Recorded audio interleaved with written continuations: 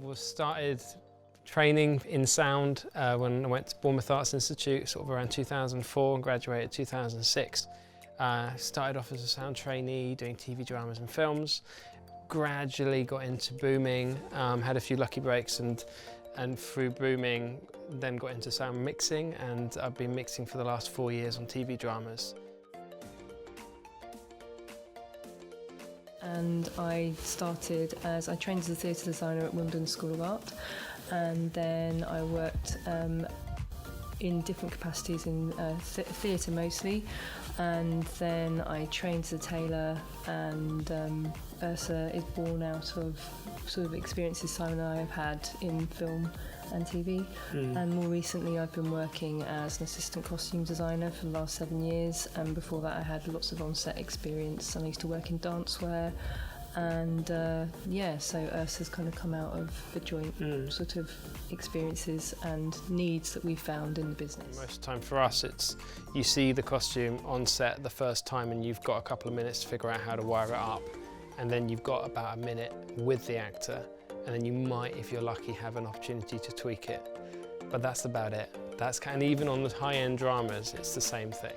Like from my point of view as a costume person, I've worked on jobs where we've had like a 6-month build on a costume, and then sort of maybe 2 weeks before, a week before, 3 days before, like the sound person will come in with their sound solution, and it's not really going to work with the costume, for example, or it hasn't been talked about enough, or something's like, it's just not necessarily going to be the best thing.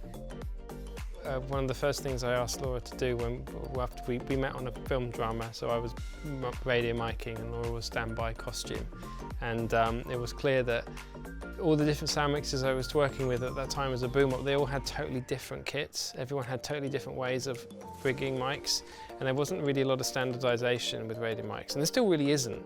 But at that time, there was a lot of like bandages and old bits of fabric with Velcro sewn on, and it was so random and eclectic.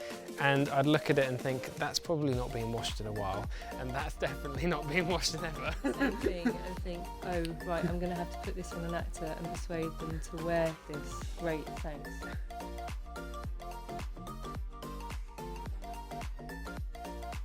There's a lot of pressure on the boom operator or the sound assistant to deliver like really good, perfect sounding radio mics as a standard.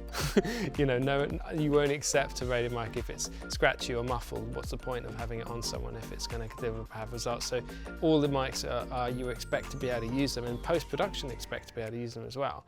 So there's a huge amount of pressure now on sound to not only get good boom ISOs, but to deliver great results with radio mics. And it's not just the big dramas anymore, it's everything. And actually more than ever I think it's on sort of entertainment TV shows with multiple contributors, and everyone needs to be wired up and they expect to be able to hear them no matter where they are and what they're doing. So yeah, Celebrity Love Island, all those sorts of things, you know, and now everyone wants you to hide mics as well. It's no good just putting them on the outside anymore, you need to hide them. And that's kind of where the Radio Mic workshop came from, because I just felt like I would love to have that 1 minute period extended over 10 or 15 minutes and be able to listen and manipulate the mic and try and compare things.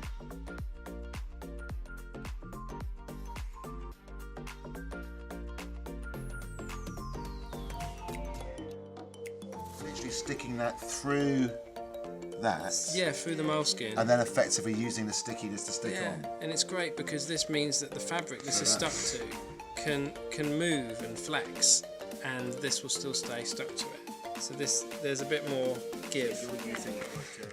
Show you guys where I'd end up sticking this. So it's kind of like the top button is done up. So I'd be looking at putting the mic just kind of quite a little bit, just a little bit higher than the top button. Took this rig and moved it now under this button like that. Sideways under that button.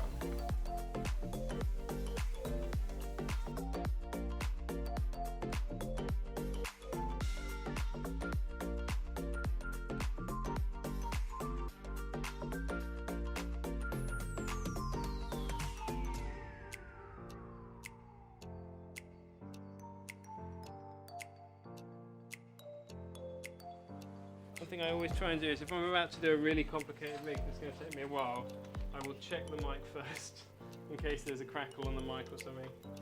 I've done rigs in the past where they come on set and the mic's literally not working and it's just broken somewhere, and all that time then you've got to change the whole thing.